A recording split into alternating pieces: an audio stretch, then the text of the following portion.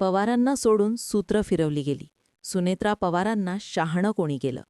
शपथविधी अंगलटे दिसताना हे दिसतंय की सुनेत्रा पवारांना उपमुख्यमंत्रीपद भेटतंय. दिसताना हे दिसतंय की अजित पवारांना सुनेत्रा पवारांना उपमुख्यमंत्रीपद देऊन न्याय दिला गेलाय. दिसताना हे दिसतंय की भाजपनं उपमुख्यमंत्रीपद सुनेत्रा पवार किंवा पवार या नावाला देऊन अजित पवारांच्या आत्म्याला शांती दिलीय. पण ज्यांना कोणाला हे दिसत नाही त्यांच्यासाठी हे मुद्दे लक्षात घ्या. सुनेत्रा पवारांना अजित पवार जाऊन तिसराच दिवस झालेला असताना त्यांच्यावरती उपमुख्यमंत्रीपदाची मोहर लावून अजित पवारांबाबत तयार झालेली सहानुभूती एका क्षणात संपवली गेली. तोंडावर असलेल्या जिल्हा परिषद निवडणुकांपर्यंत सुद्धा ही सहानुभूती टिकावी नाही म्हणूनच लगेच सुनेत्रा पवारांवरती डाव लावला गेलाय. दिसताना हे दिसत नाहीये की सुनेत्रा पवार, पार्थ पवार, जय पवार ज्यांना राजकारणाचा तसा पाहिला तर काहीही अनुभव नसताना त्यांच्यावरती राष्ट्रवादी काँग्रेस पक्ष हा थोपवून प्रफुल्ल पटेल, सुनील तटकरे, छगन भुजबळ, धनंजय मुंडे यांनी आपली पोळी तर भाजून घेतलीच घेतली, पण भाजपनं सुद्धा राष्ट्रवादी आपल्या हातात घेतली. आत्ताच्या घडीला भाजपचे नेते म्हणजे सुरेश धस हे सांगतायत की 2 वेळा शरद पवारांमुळे अजित पवार मुख्यमंत्री झाले नाही. काल रावसाहेब दानवे शोकसभेमध्ये म्हणतायत की अजित पवार आणि शरद पवार हे दोघेही एकत्रच होते. 3 वेळा एकमेकांच्या म्हणजे एकत्र जे पहाटेचा शपथविधी झाला त्याआधीही 3 वेळा प्रयोग झाले होते आणि त्यामध्ये राष्ट्रवादी शरद पवारांची भूमिका ही होती की शिवसेनेला सोबत घेऊन सत्ता स्थापन नको.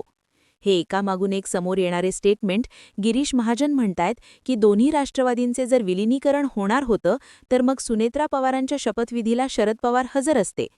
हे सांगून राष्ट्रवादी आणि अजित पवारांचं विलिनीकरण होणारच नव्हतं हे सांगण्यामध्ये सुनील तटकरे, प्रफुल्ल पटेल, छगन भुजबळ, धनंजय मुंडे कुठेही कमी पडत नाहीयेत. पण यावर कोणीही बोलायला तयार नाहीये की अजित पवारांच्या शेवटच्या या काळामध्ये भाजप आणि अजित पवारांचं बिनच विंचलं होतं. चंद्रशेखर बावनकुळे यांचं अजित पवारांच्या विरोधातलं शेवटचं महिनाही उलटला नसेल ते हे स्टेटमेंट होतं की सिंचन घोटाळ्याची फाईल अजून बंद झालेली नाहीये. भाजपचे नेते खुद्द देवेंद्र फडणवीस हे सगळे लोक अजित पवारांच्या विरोधात गेलते आणि अजित पवारांचेही विधान हेच होतं की तुम्ही माझ्या 4 गोष्टी बाहेर काढतायत पण तुमचेही काळे चिठ्ठे माझ्याकडे आहेत. यावरती कोणीही बोलायला तयार नाहीये. जिल्हा परिषदा, पंचायत समिती, महानगरपालिकांमध्ये तुतारी आणि घड्याळ एकत्र लढले होते. अर्थ होता विलिनीकरण होतंय, पण आता विलिनीकरण होऊच नाहीये किंवा मग 12 तारखेचं विलिनीकरणाची घोषणा होऊच नाहीये यासाठी हा मधला सगळा प्रवास घडवला गेलाय का हा प्रश्न. मुद्द्यालाच मुद्द्याने काउंटर करूयात. अजित पवार जाऊन 2 दिवस सुद्धा उलटलेले नाहीयेत, तेच सुनेत्रा पवार लागोलाग मुंबईला रवाना झाल्यात. पवार फॅमिलीला माहिती नाही, पवार कुटुंबाला माहिती नाही, उपमुख्यमंत्रीपदाची शपथ घेऊन राज्याला पहिल्या महिला उपमुख्यमंत्री मिळतील हे जरी खरं असलं तरी समाजमाध्यमांमध्ये एक वेगळी चर्चा सुरू झालीय.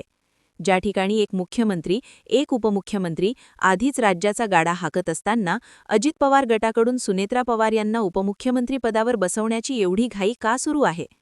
अजित पवारांच्या अंत्यविधीच्या दुसऱ्याच दिवशी पटेल, भुजबळ, तटकरे, मुंडेंसारखी चौकडी वर्षावर मुख्यमंत्री देवेंद्र फडणवीस यांची भेट घेऊन राजकीय आखाडे बांधते. सुनेत्रा पवारांसाठी हालचाली होतायत. अशी काय मजबुरी राहिली असेल या लोकांची की अजून अजित पवारांच्या अस्थीचं विसर्जनही झालेलं नसताना तिकडे सत्तेची बोलणी सुरू झालीय. याला म्हणतात मेलेल्या माणसाच्या टाळूवरचं लोणी खाणं. सुनेत्रा पवारही रात्रीच बारामती सोडून तातडीनं मुंबईकडे रवाना होतायत. म्हणजे भाजपनं यासाठी प्रफुल्ल पटेल यांना काही टाईमलाईन दिली होती का? आहे का की लवकरात लवकर उपमुख्यमंत्रीपदाचा निर्णय घ्या, नाहीतर हे पद राष्ट्रवादीकडून काढून घेण्यात येईल? मग का हा सर्व खटाटोप केला जातोय? हा प्रश्न अवघ्या महाराष्ट्राला पडलाय. अहो, नाही साधा 12 दिवसांचा तर किमान आठवड्याचा तरी दुखवटा पाळायला हवा होता की नाही? खरं सांगायचं तर सुनेत्रा पवार यांना उपमुख्यमंत्रीपदी बसवण्याची सर्वाधिक घाई प्रफुल्ल पटेल, सुनील तटकरे, भुजबळ, हसन मुश्रीफ यांसारख्या ईडी सीबीआय ग्रस्त लोकांनाच अधिक झालेली दिसतीये. ज्या ठिकाणी नरहरी जिरवाळसारखी मंडळी सत्ते अधिपक्ष एकत्र येण्यावर चर्चा करत होती, दुसरीकडे ही मंडळी आधी आपल्या वाट्याचं उपमुख्यमंत्रीपद आणि कोकाटेंच्या रूपानं गमावलेले एक कॅबिनेट मंत्रीपद पदरात पाडून घेण्याच्या तयारीत दिसतायत. त्यानंतर मग ते सो कॉल्ड 2 राष्ट्रवादी एकत्र येण्याच्या भावनिक मुद्द्याला हात घालणार असं दिसतंय. तसं पाहिलं तर सुनेत्रा पवार यांना उपमुख्यमंत्रीपद देणं ही जशी त्यांच्या पक्षातील काही मंडळींची इच्छा आहे तशी ती भाजपची देखील इच्छा असल्याची चर्चा आता सुरू झालीय. सुनील तटकरे, प्रफुल्ल पटेल ही सर्व मंडळी दिल्लीले नाही म्हटलं तरी त्यांचा सर्व कंट्रोल भाजपकडे नावाला. ही मंडळी जरी अजित पवारांच्या पक्षात असली तरी भाजप श्रेष्ठांच्या पुढे जाऊन त्यांना कुठलाही निर्णय घेता येत नाही. त्यामुळे भाजप सूत्र हलवतं तसं त्यांना वागणं बंधनकारक आहे. सुनेत्रा पवार यांना उपमुख्यमंत्रीपदी बसवून त्यांनी स्वतःची सुद्धा राजकीय सोय करून घेतली असल्याचं आता बोललं जात आहे. हा सर्व खेळ भाजपकडून सुरू असल्याचं मत अनेक जण व्यक्त करतायत. पण मग सुनेत्रा पवारांनी तरी एकदा पवारांना विचारात घ्यायला हवं होतं.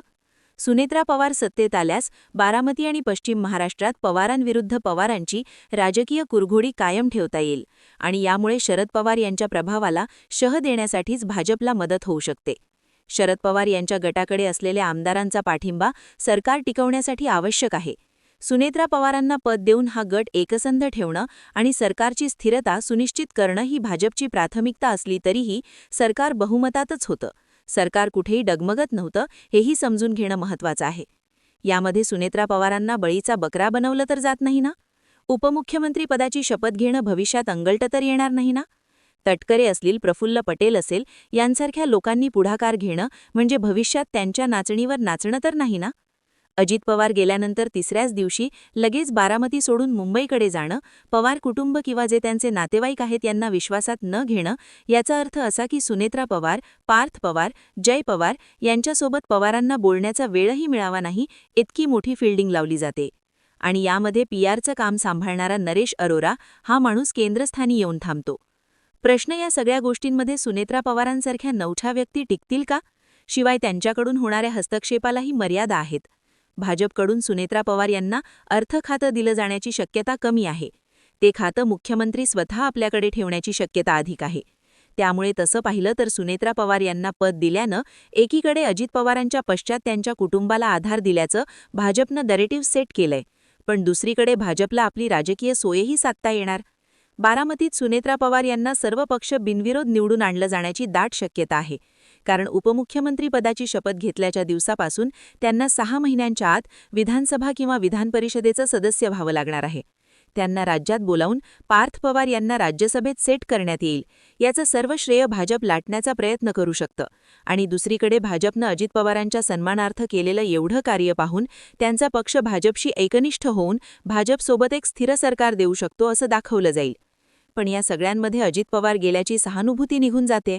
हे सगळं जिल्हा परिषदांच्या निवडणुका तोंडावर ठेवून केलं जातंय हे सुनेत्रा पवारांच्या लक्षात येऊ नये का? उपमुख्यमंत्री सुनेत्रा पवार होतील हे घोषणा करून आणखी 10-11 दिवस ही शपथविधी लांबवता येऊ शकत नव्हता का? शरद पवार यांनी अजित पवारांच्या निधनानंतर बारामतीत पहिल्यांदा पत्रकार परिषद घेऊन यावर मोठं विधान करून अजित पवार गटाची एक प्रकारे कुंडी करायला सुरुवात केली आहे. अजित पवारांनी पक्षावर दावा ठोकला, ठीक आहे, पण हा पक्ष उभा करणारा माणूस शरद पवारच होता. या अँगलनं तरी विचार व्हायला हवा होता. अजित पवार जाताना शेवटी सोबत काहीच घेऊन गेलेले नाहीयेत. हा विचार करून तरी पक्षामध्ये झालेले दुरावे या सगळ्या गोष्टी सोडून आता एकसंध राहून राजकारण करणं योग्य होतं. पण अजित पवारांच्या जाण्यानं सुद्धा राजकारणातील लोक काहीच शिकले नाही. शेवट त्यांना राजकारण दिसलं. शरद पवारांनी आज जे सांगितलंय तेच तर शशिकांत शिंदेसारखी मंडळी सांगतायत, परंतु अजित पवार गटाचा कुठलाही नेता यावरती शब्द काढायला तयार नाही.